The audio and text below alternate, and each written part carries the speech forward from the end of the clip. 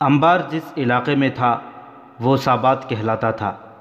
سابات آج کل کے ضلعوں کی طرح تھا اور انبار اس ضلع کا سب سے بڑا شہر تھا۔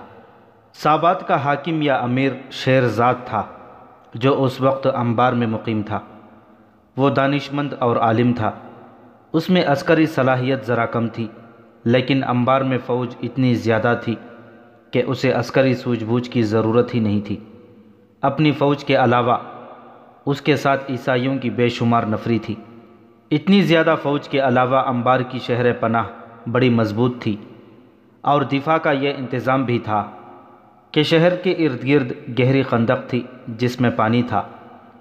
اس طرح انبار کو ناقابل تسخیر شہر بنا دیا گیا تھا۔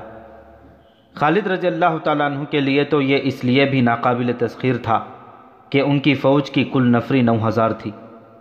نہیں، یہ دھوکہ ہے، دیوار پر کھڑے شیرزاد نے مسلمانوں کی فوج کو دیکھ کر کہا، جنہوں نے ہماری اتنی زبردست فوج کو یکے بعد دیگرے 4 لڑائیوں میں شکست دی ہے، وہ اتنے احمق نہیں ہو سکتے کہ اتنے بڑے قلعہ بند شہر پر حملہ کرنے کے لیے اتنی قلیل فوج لے آئیں۔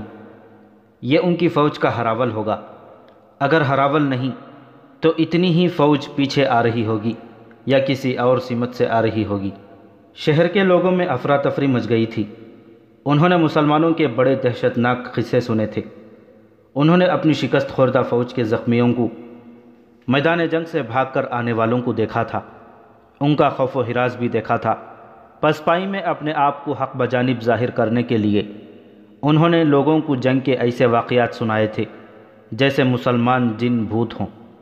اب وہ مسلمان ان کے اتنے بڑے شہر کو محاصرے میں لینے کے لیے آ گئے تھے۔ انہوں نے اپنے زیورات اور رقمیں اور اپنی جوان لڑکیاں چھپانی شروع کر دیں۔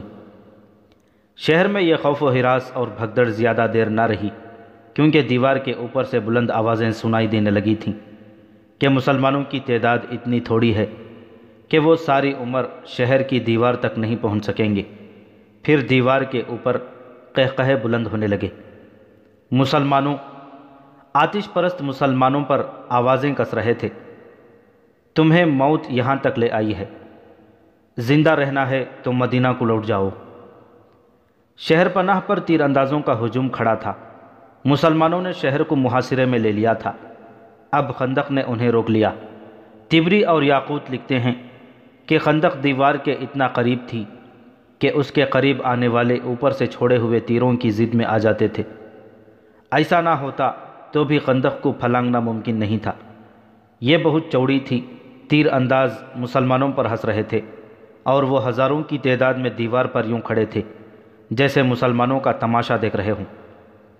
خدا کی قسم، خالد رضی اللہ تعالیٰ عنہ نے بڑی بلند آواز میں کہا، یہ لوگ نہیں جانتے جنگ کیا ہے اور کس طرح لڑی جاتی ہے۔ مورخ لکھتے ہیں کہ انبار ہر لحاظ سے ناقابل تسخیر تھا، لیکن خالد رضی اللہ تعالیٰ عنہ کے چہرے پر پریشانی کا ہلکا سا بھی تاثر نہیں تھا۔ وہ پرسکون تھے۔ رات کو انہوں نے اپنے خیمے میں اپنے سالاروں کو یقین دلایا کہ فتح انہی کی ہوگی، لیکن قربانی بہت دینی پڑے گی۔ انہیں صرف یہ بات فتح کی امید دلا رہی تھی کہ شہر کی دیوار اتنی اونچی نہیں تھی جتنی قلعوں کی ہوا کرتی تھی۔ صبح طلوع ہوتے ہی خالد رضی اللہ تعالیٰ عنہ گھوڑے پر سوار ہوئے اور شہر کے ارد گرد گھوڑا دوڑانے لگے۔ وہ دیوار اور خندق کا جائزہ لے رہے تھے۔ انہوں نے اپنے سالاروں سے کہا کہ انہیں 1000 ایسے تیر اندازوں کی ضرورت ہے جنہیں اپنے نشانے پر پورا اعتماد ہو اور جن کے بازوؤں میں اتنی طاقت ہو کہ کمانوں کو کھینچے تو کمانیں دوہری ہو جائیں اور عام تیر اندازوں کی نسبت ان کے تیر بہت دور جائیں۔ جلدی، خالد رضی اللہ تعالیٰ عنہ نے کہا، بہت جلدی، ہمیں شام تک اس شہر میں داخل ہونا ہے۔ تھوڑی سی دیر میں 1000 تیر انداز آ گئے۔ یہ چنے ہوئے تھے اور سب کے سب جوان اور بڑے مضبوط جسموں والے تھے۔ تم سب خندق تک اس طرح ٹہلتے ہوئے جاؤ کہ کمانیں تمہارے ہاتھوں میں لٹک رہی ہوں۔ خالد رضی اللہ تعالیٰ عنہ نے کہا، ایسا لگے جیسے تم ٹہلتے ٹہلتے خندق کے قریب چلے گئے ہو۔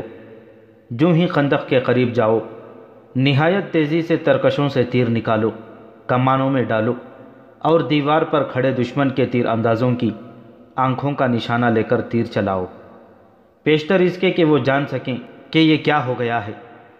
ایک کے بعد پھر ایک تیر چلاؤ۔ مورخ طبری کے مطابق خالد رضی اللہ تعالیٰ عنہ نے حکم دیا تھا، صرف آنکھیں۔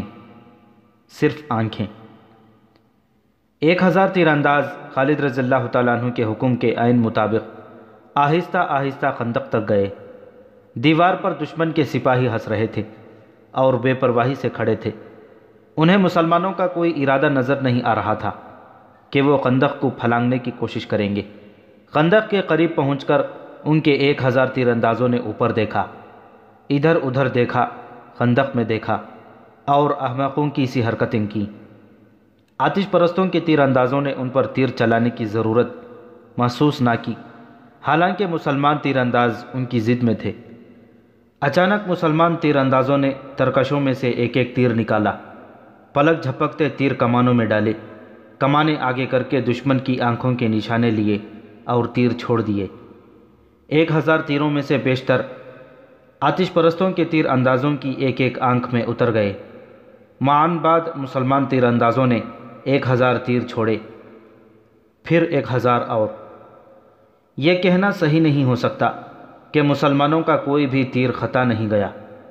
تاریخوں میں لکھا ہے کہ زیادہ تیر دشمن کی آنکھوں میں لگے اور شہر میں یہ خبر تیز ہوا کی طرح پھیل گئی، ہمارے سینکڑوں سپاہیوں کی آنکھیں ضائع ہو گئی ہیں۔ جب ان سینکڑوں سپاہیوں کو شہر پناہ سے اتارا گیا تو شہر کے لوگوں نے ہر ایک کی ایک آنکھ میں تیر اترا ہوا دیکھا اور ان زخمیوں کو کربناک آہوزاری کرتے دیکھا۔ ایک انگریز مبصر سر والٹر نے متعدد مورخوں کے حوالے سے لکھا ہے کہ مسلمانوں کی طرف سے 3000 تیر اتنی تیزی سے چلے کہ آتش پرست اپنے آپ کو بچا ہی نہ سکے، اور تیر جن کی آنکھوں میں نہ لگے ان کے چہروں میں اتر گئے۔ چونکہ فارس کے یہ سپاہی اور ان کی مدد کو آئے ہوئے عیسائی شہر پناہ میں گھنے ہجوم کی طرح کھڑے تھے، اس لیے کوئی تیر ضائع نہ گیا، ہر تیر نے ایک آدمی کو زخمی کیا۔ طبری کی تحریر کے مطابق انبار کے محاصرے کو ذات العیون یعنی آنکھوں کی تکلیف بھی کہا جاتا رہا ہے۔ مسلمانوں کی اس وار نے شہر کے لوگوں پر ہی نہیں، فارس کی فوج پر بھی خوف طاری کر دیا۔ مسلمانوں نے تو جادو کا کرتب دکھا دیا تھا۔ سابات کا آتش پرست حاکم شیرزاد دانشمند اور دور اندیش آدمی تھا۔ اس نے بھانپ لیا کہ اس کی فوج میں لڑنے کا جو جذبہ تھا وہ ماند پڑ گیا ہے۔ اسے یہ احساس بھی تھا کہ اس کی فوج پہلی شکستوں کی بھی ڈری ہوئی ہے۔ چنانچہ مزید قتل و غارت کو روکنے کے لیے اس نے خالد رضی اللہ تعالیٰ عنہ سے صلح کرنے کا فیصلہ کر لیا۔ اس نے 2 امراء کو قلعے کے باہر بھیجا۔ خندق کے قریب آ کر ان 2 امیروں نے مسلمانوں سے پوچھا کہ ان کا سالار اعلیٰ کہاں ہے۔ خالد رضی اللہ تعالیٰ عنہ کو اطلاع ملی تو وہ آ گئے۔ ہمارے امیر شیرزاد نے ہمیں بھیجا ہے۔ شیرزاد کے بھیجے ہوئے 2 آدمیوں میں سے ایک نے خالد رضی اللہ تعالیٰ عنہ سے کہا، ہم آپ سے صلح کرنا چاہتے ہیں، لیکن ایسی شرائط پر جو ہمارے لیے قابل قبول ہوں۔ اگر صلح ہو جائے تو شیرزاد اپنی فوج کو ساتھ لے کر انبار سے چلا جائے گا۔ شیرزاد سے کہو کہ شرطیں منوانے کا وقت گزر گیا ہے۔ خالد رضی اللہ تعالیٰ عنہ نے کہا، اب شرطیں ہماری ہوں گی اور تم لوگ ہتھیار ڈالو گے۔ دونوں آدمی واپس چلے گئے اور شیرزاد کو خالد رضی اللہ تعالیٰ عنہ کا پیغام دیا۔ شیرزاد نے اپنے سالاروں کی طرف دیکھا۔ ہم اتنی جلدی ہتھیار نہیں ڈالیں گے، ایک سالار نے کہا۔ ہمارے پاس فوج کی کمی نہیں، دوسرے سالار نے کہا۔ مسلمان خندق سے آگے نہیں آ سکتے۔ شیرزاد نے سر ہلایا۔ یہ ایسا اشارہ تھا جس سے پتہ نہیں چلتا تھا کہ وہ شہر کا دفاع جاری رکھنا یا خالد رضی اللہ تعالیٰ عنہ کے پیغام پر غور کر کے کوئی اور فیصلہ کرنا چاہتا ہے۔ اس کے سالاروں نے اس کے اشارے کو جنگ جاری رکھنے کا حکم سمجھا اور وہ شہر پناہ پر آ گئے۔ 1000 مسلمان تیر انداز جنہوں نے انبار کے 2000 سے زائد سپاہیوں کی آنکھیں نکال دی تھیں پیچھے ہٹ گئے۔ خالد رضی اللہ تعالیٰ عنہ نے شہر کے ارد گرد ایک اور چکر لگایا۔ اب وہ صرف خندق کو دیکھ رہے تھے انہوں نے خندق پار کرنے کا تہیہ کر لیا تھا۔ ایک جگہ خندق کی چوڑائی کم تھی، لیکن اتنی کم نہیں تھی کہ دور سے گھوڑا دوڑاتے لاتے اور وہ خندق پھانس جاتا۔ خالد رضی اللہ تعالیٰ عنہ کے دماغ میں ایک طریقہ آ گیا۔ انہوں نے حکم دیا کہ اپنی فوج کے ساتھ جتنے اونٹ کمزور یا بیمار ہو گئے ہیں انہیں لے آؤ۔ ایسے بہت سے اونٹ تھے جو پورا سامان اٹھانے کے قابل نہیں رہے تھے۔ خالد رضی اللہ تعالیٰ عنہ کے حکم سے ان اونٹوں کو ذبح کر کے خندق میں اس جگہ پھینکتے گئے جہاں خندق کم چوڑی تھی۔ اتنے اونٹ ذبح کر کے خندق میں ترتیب سے پھینک دیے گئے کہ ایک پل بن گیا۔ اللہ نے تمہارے لیے گوشت اور ہڈیوں کا پل بنا دیا ہے۔ خالد رضی اللہ تعالیٰ عنہ نے بلند آواز سے کہا، اب ہم خندق کے پار جا سکتے ہیں۔ اونٹوں کا یہ پل ہموار نہیں تھا، ان کے ڈھیر پر چلنا خطرناک تھا۔ پاؤں پھسلتے تھے لیکن گزرنا بڑی تیزی سے تھا۔ اشارہ ملتے ہی پیادہ مجاہدین کودتے پھلانگتے اس عجیب پل سے گزرنے لگے۔ چند ایک مجاہدین پھسلے اور گرے اور وہ پانی میں سے نکل کر اونٹوں کی ٹانگیں، گردنیں وغیرہ پکڑتے اوپر آ گئے۔ شہر پناہ سے دشمن کے تیر اندازوں نے تیروں کا مہ برسا دیا۔ ادھر آنکھیں پھوڑنے والے مسلمان تیر اندازوں نے بڑی تیزی سے اور مہارت سے تیر اندازی جاری رکھی۔ اب ان کی تعداد 1000 نہیں، خاصی زیادہ تھی۔ اونٹوں کے پل سے گزرنے والوں میں سے کئی مجاہدین تیروں سے زخمی ہو رہے تھے، لیکن وہ رکے ہوئے سیلاب کی طرح خندق سے پار جاتے اور پھیلتے رہے۔ مورخوں نے لکھا ہے کہ مسلمانوں کا یہ اقدام غیر معمولی طور پر دلیرانہ تھا۔ وہ زخمی تو ہوئے، شہید بھی ہوئے، لیکن انبار کی فوج پر اس اقدام کا جو اثر ہوا وہ اس کے سپاہیوں کے لڑنے کے جذبے کے لیے مہلک ثابت ہو رہا تھا۔ ان پر مسلمانوں کی دہشت پہلے ہی غالب تھی۔ اب انہوں نے مسلمانوں کا یہ عجیب طریقہ دیکھا کہ اپنے اونٹ ذبح کر کے پل بنا دیا اور تیروں کی بوچھاڑوں سے اس پل پر سے گزرنے لگے تو دیوار سے برسنے والے تیروں میں کمی آ گئی۔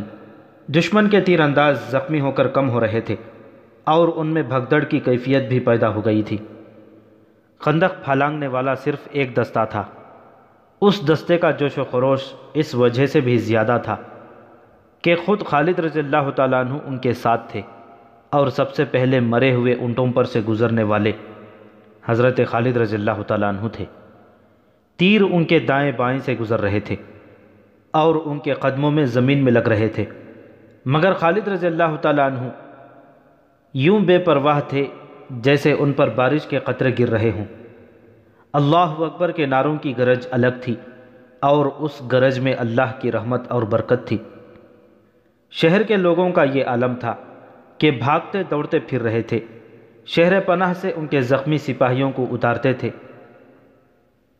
تو لوگ ان کی گردنوں میں، چہروں میں اور سینوں میں ایک ایک، دو دو اور تین تین تیر اترے ہوئے دیکھتے تھے۔ زخمیوں کی تعداد بڑھتی جا رہی تھی اور شہر میں خوف و ہراس زیادہ ہوتا جا رہا تھا۔ لوگوں نے چلانا شروع کر دیا، سمجھوتا کر لو، صلح کر لو، دروازے کھول دو۔ شہرزاد کے لیے یہ صورتحال بڑی ہی تکلیف دہ تھی۔ وہ دانشمند آدمی تھا۔ اس نے جب لوگوں کی آہوزاری سنی اور جب بچوں اور عورتوں کو خوف کی حالت میں پناہوں کی تلاش میں بھاگتے دوڑتے دیکھا تو اسے احساس ہوا کہ یہ معصوم بے گناہ مارے جائیں گے۔ انہیں بچانے کا اس کے پاس ایک ہی ذریعہ تھا کہ ہتھیار ڈال دے۔ اس نے اپنے سالار اعلیٰ کو بلا کر کہا کہ وہ مزید خون خرابہ روکنا چاہتا ہے۔ نہیں، سالار اعلیٰ نے کہا، ابھی کوئی فیصلہ نہ کریں، مجھے ایک کوشش کر لینے دیں۔ شہرزاد خاموش ہو گیا۔ سالار اعلیٰ شہر پناہ کی اوپر سے اپنی سپاہ کی کیفیت دیکھ رہا تھا جو بڑی تیزی سے مخدوش ہوتی چلی جا رہی تھی۔ اس نے یہ بھی دیکھ لیا تھا کہ مسلمان خندق عبور کر کے آئے ہیں۔ اس نے ایک جرأت مندانہ فیصلہ کیا۔ اس نے ایک دستہ چنے ہوئے سپاہیوں کا تیار کیا اور قلعے کا دروازہ کھول کر اس دستے کو باہر لے آیا۔ اس دستے نے ان مسلمانوں پر حملہ بول دیا جو خندق عبور کر آئے تھے۔ خندق کے دوسرے کنارے کھڑے مسلمانوں نے دشمن کے اس دستے پر تیر چلانے شروع کر دیے۔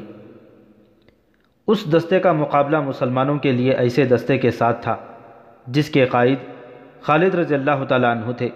مسلمانوں کے تیروں کی بوچھاڑوں سے آتش پرستوں کے دستے کی ترتیب اور یکسوئی ختم ہو گئی۔ خالد رضی اللہ تعالیٰ عنہ نے اس دستے کو اس طرح لیا کہ اپنے دستے کو دیوار کی طرف رکھا تاکہ خندق کی طرف سے مسلمان تیر انداز دشمن پر تیر برساتے رہیں۔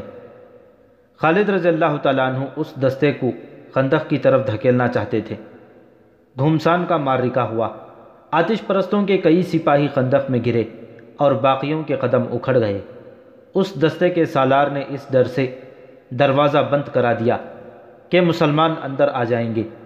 دروازہ بند ہوتے ہوتے دشمن کے اس دستے کے بچے کچے سپاہی بھاگ کر اندر چلے گئے۔ خالد رضی اللہ تعالیٰ عنہ شہر پناہ کا جائزہ لینے لگے۔ وہ مجاہدین کو اس دیوار پر چڑھانا چاہتے تھے جو آسان نظر نہیں آتا تھا۔ انہیں معلوم نہ تھا کہ دیوار کی دوسری طرف ایرانی فوج اور شہر کے لوگوں کی حالت کیا ہو چکی ہے۔ قلعے کا دروازہ ایک بار پھر کھلا۔ اب دروازے میں صرف ایک آدمی نمودار ہوا۔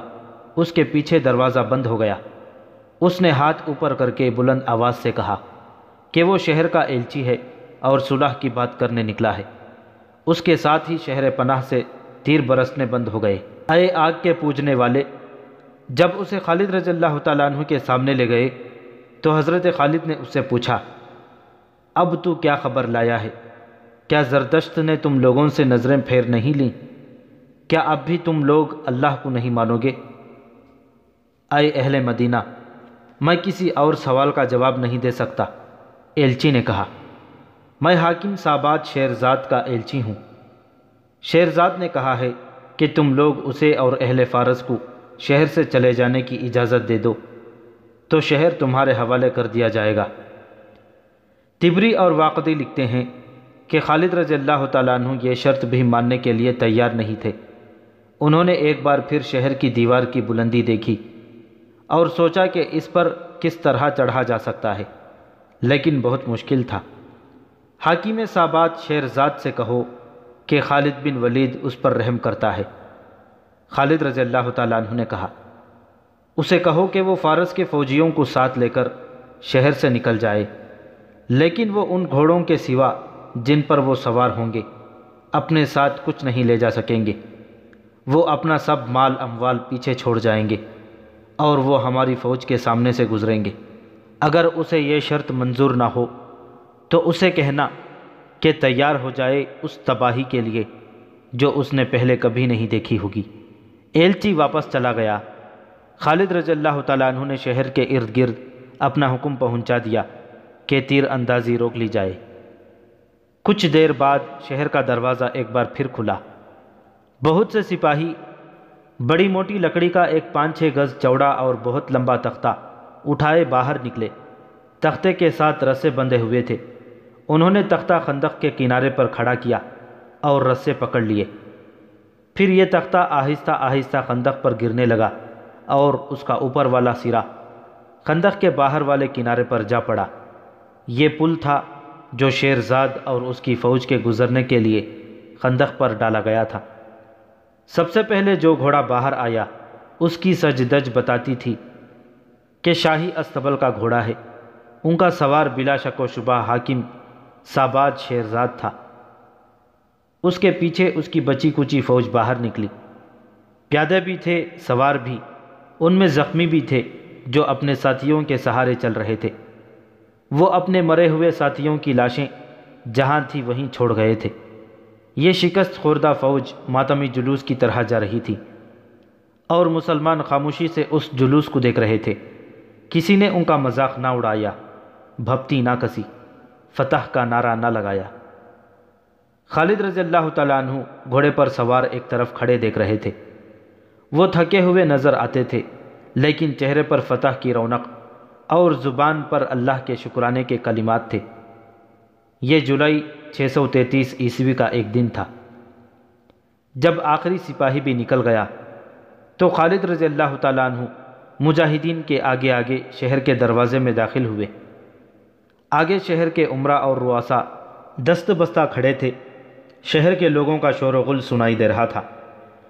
اس طرح کی آوازیں سنائی دے رہی تھیں، وہ آ گئے ہیں، مسلمان آ گئے ہیں، بھاگو، چھپ جاؤ۔ خالد رضی اللہ تعالیٰ عنہ گھوڑے سے اترے۔ انبار کے امرا وغیرہ نے انہیں تحفے پیش کیے۔ شہر کے لوگ ہم سے ڈر کیوں رہے ہیں؟ حضرت خالد نے عمرہ سے کہا، انہیں کہو کہ ان پر کوئی الزام نہیں، ہم نے اس شہر کو فتح کیا ہے، شہر کے لوگوں کو نہیں۔ انہیں کہو کہ ہم امن اور دوستی لے کر آئے ہیں، ہم جزیہ ضرور لیں گے لیکن بلا وجہ کسی کی جان نہیں لیں گے، ہم کسی کی بیٹی پر اپنا حق نہیں جتائیں گے، کسی کے مال و دولت کو ہاتھ نہیں لگائیں گے، ہم صرف ان کے مال و اموال کو اپنے قبضے میں لیں گے جو ہم سے شکست کھا کر چلے گئے ہیں۔ جاؤ اپنے لوگوں کو ہماری طرف سے امن اور سکون کا پیغام دو۔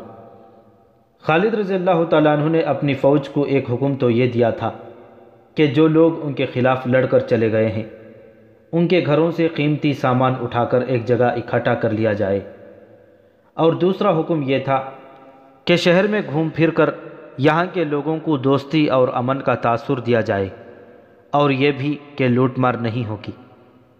شہر پناہ پر گدھ اتر رہے تھے، وہاں آتش پرست سپاہیوں کی لاشیں پڑی تھیں، شدید زخمی بے ہوشی کی حالت میں ادھر ادھر پڑے ہوئے تھے، شہر کی فضا میں موت کی بو تھی۔ خالد رضی اللہ تعالیٰ عنہ اس مکان میں گئے جس میں شیرزاد رہتا تھا۔ وہ تو محل تھا، دنیا کی کون سی آسائش اور زیبائش تھی جو اس محل میں نہیں تھی۔ حضرت خالد جو زمین پر سونے کے عادی تھے حیران ہو رہے تھے کہ ایک انسان نے اپنے آپ کو دوسرے سے برتر سمجھنے کے لیے کتنی دولت خرچ کی ہے۔ خالد رضی اللہ تعالیٰ عنہ نے حکم دیا کہ بیش قیمت اشیاء کو مال غنیمت میں شامل کر لیا جائے اور خزانہ ڈھونڈا جائے۔